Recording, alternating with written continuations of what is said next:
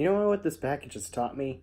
This package has actually done a lot more bad than good for NASCAR this year, but this is actually the first diamond on the rough for this season. Finally, we've had a success of a race. There were plenty comers and goers, a lot of very intriguing pit strategies and pit decisions made by a lot of crew chiefs here and there.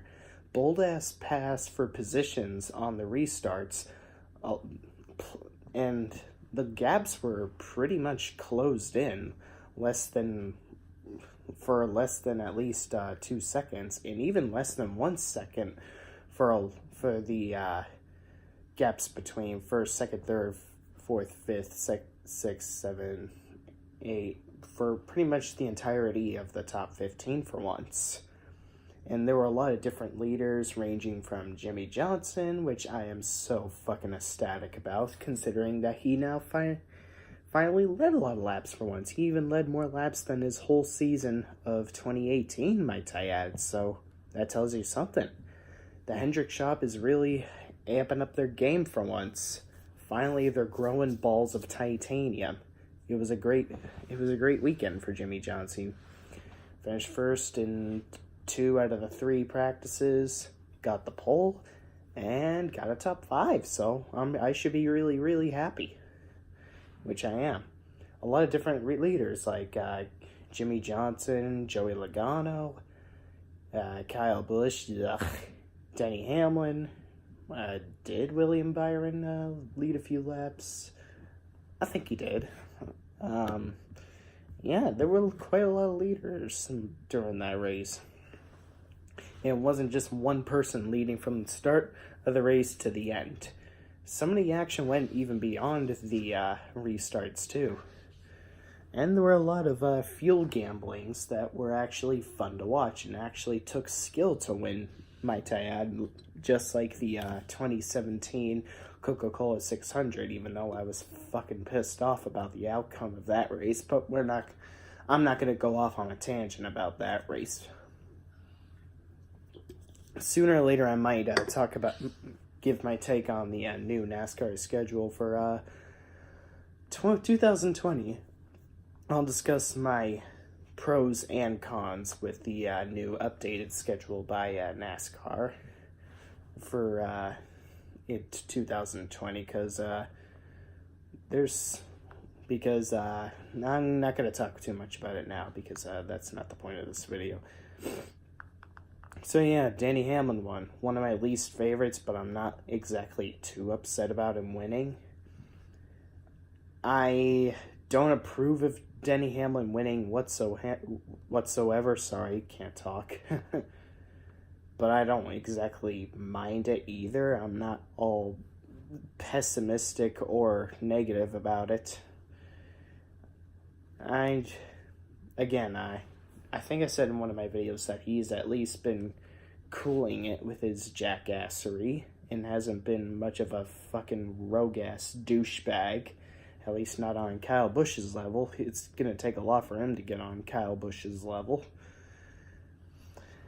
I'm just glad Kyle Busch for once didn't win, because it makes me happy when he does not win. So yeah, I'm going to have to give Denny Hamlin props for overcoming 2 penalties and then managing to get your way back into the first place position. So yeah, Jimmy Johnson made another step as well, 1 top 5. And people will still make this bold-ass claim that he is nothing without Chad. Well, he was above the top 10 roughly 95% of the race. And you still think he's skillless without Chad? Yeah, yeah, right.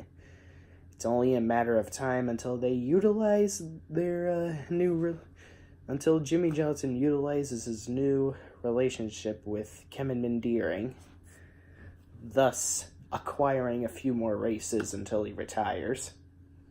Your washed up complaints about Jimmy Johnson are slowly becoming invalid, because he was pretty damn close to another win. He was contending here and there, even when he stopped leading, he was still up in the top 5 here and there.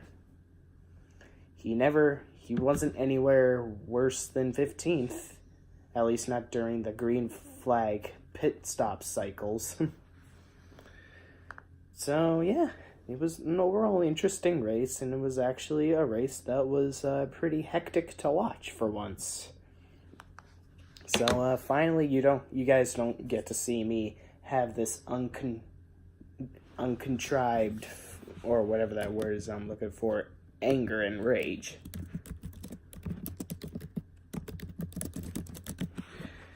So yeah, I don't think unconstrained, I think, is actually the word. I'm sorry. So yeah, I don't think I have a whole lot more to say about this video. So finally, NASCAR actually managed to pull off a successful race for this season under this very subpar package. So I can only hope that it would snowball to the acceptable level from there. So we'll see what this package will do at Bristol. Both Bristol races last year, despite 2018 being one of the worst seasons ever, were still great nonetheless and fun to watch. Even going on the same tier level as the old school Bristol races from the first half of the 2000s. So let's see what the Bristol race next weekend will have to offer for us. So space out, everybody.